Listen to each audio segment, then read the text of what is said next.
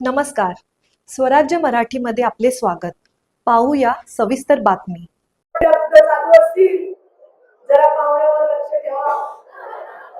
ज्या दिवशी म्हणेल आज रात्री मी जेवत नाही त्या दिवशी समजा कुठेतरी पार्टी करायला गेले. जाता येतं जाऊ द्या, खाता येतं खाऊ द्या मटण, पण आल्यावर म्हणा डाग कमळाचं आणि धनुष्यबाणाचं हॉटेल. एवढं तुम्ही लक्षात ठेवा. हा मंत्र कधीपर्यंत घ्यायचा? किती सकाळी चहा प्यायला जा तेव्हा तेच म्हणा. काय म्हणा? खा कुणाचं पण मटण, पण डाग कमळ आणि धनुष्य बाणाचं.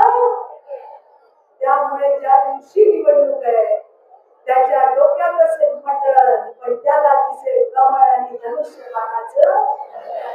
आधी वेळ होती की त्या वेळेला घरचे लोक सांगायचे दादा इकडे जाऊन खप्पा मारा.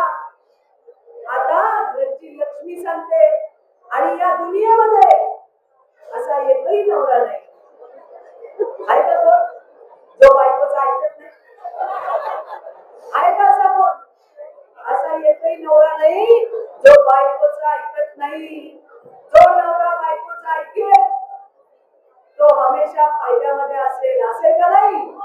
त्यामुळे पुढारी किती मोठा आपला नवरा असेल, घराच्या बाहेर घराच्या चौकीला तरी मंत्री कोण आहे? आणि म्हणून मला तुम्हाला सांगायचंय 7 तारीख अतिशय महत्वाची आहे. आपण इकडे सगळ्या जिल्हा परिषदा निवडून आणतोय. मी काल कोल्हापूरला होते, पन्हाळ्याला. आज मी तुमच्याकडे, मगाशी मी चंदगडवरून आले. विविध ठिकाणी लोकांमध्ये प्रचंड उत्साह आहे. लोकांना विकास पाहिजे, फक्त भाषणांनी पोट भरत नाही असा विचार करणारे आपले नेते आहेत. आणि म्हणून सगळ्यात आधी झालेल्या नगरपालिका नगरपंचायतीच्या निवडणुका कुठली पार्टी 1 नंबरला आली? भारतीय जनता पार्टी.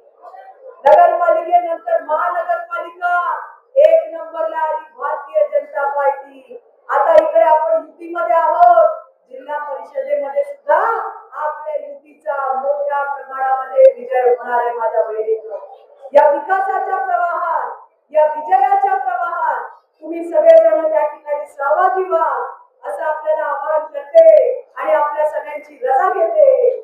धन्यवाद. जय हिंद, जय महाराष्ट्र. स्वराज्य मराठी बातमी नाही जबाबदारी. चॅनलला लाईक करा, शेअर करा आणि सबस्क्राईब करा.